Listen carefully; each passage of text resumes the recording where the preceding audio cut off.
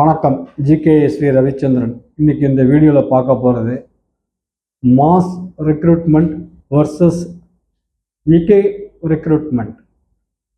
Mass recruitment அப்படின்னா project based அல்லது ஒரு கம்பெனிக்கு அதிகமான ஆட்கள் தேவைப்பட்டதுன்னா இது பேர் மாஸ் ரெக்ரூட்மெண்ட். நிறைய கேண்டிடேட்டை செலெக்ஷன் பண்ணுவாங்க. ஸோ இந்த இன்டர்வியூக்கான காஸ்ட் ரொம்ப கம்மி.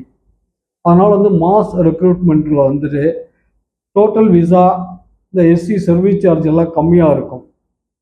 அதனால் நிறைய கேண்டிடேட் நீங்கள் இந்த மாஸ் ரெக்ரூட்மெண்ட்டையே நீங்கள் சூஸ் பண்ணுவீங்க. இது தவறு.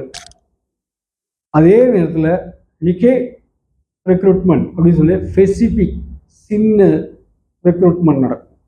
இதனுடைய காஸ்ட் ஹை. ஒரு கிளையண்ட் நல்ல கம்பெனியா, ஸ்டெடியாக க்ரோத்தாக, மார்க்கெட்டில் எத்தனை வருஷம் இருக்காங்க அப்படிங்கிறத ரிசர்ச் பண்ணி கொண்டு வருவாங்க. இந்த மாதிரி நிக்கே மார்க்கெட்டிங் இந்த ரிசர்ச் பண்ணி கொண்டு வரதுக்கான செலவுகள் அதிகம். அந்த கம்பெனி ஸ்டெடி க்ரோத்தாக இருக்கும். 10 பேர் 15 பேரை சொல்லிட்டு இப்படியே ரொட்டீனாக டேலண்ட் ஆள் எடுத்து அவங்களுடைய ஸ்ட்ரென்த்து, ஹியூமன் ரிசோர்ஸஸை இன்க்ரீஸ் பண்ணிக்கிட்டே போவாங்க.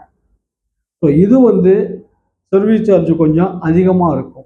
ஸோ 5+ இயர்ஸ் எனி ஃபீல்டில் எக்ஸ்பீரியன்ஸ் ஆனவங்க இந்த நிக்கே மார்க்கெட்டிங் ஸ்பெசிஃபிக் ரெக்ரூட்மெண்ட் நடக்குது இல்லைங்களா, இதில் நீங்கள் ஃபோக்கஸ் பண்ணும்போது ரைட் பிளேஸ், ரைட் ஆப்பர்ச்சுனிட்டியாக உங்களுடைய டேலண்ட்டுக்கான ஒரு சேலஞ்சான ஒரு க்ரோத் ஆப்பர்ச்சுனிட்டி கிடைக்கும்.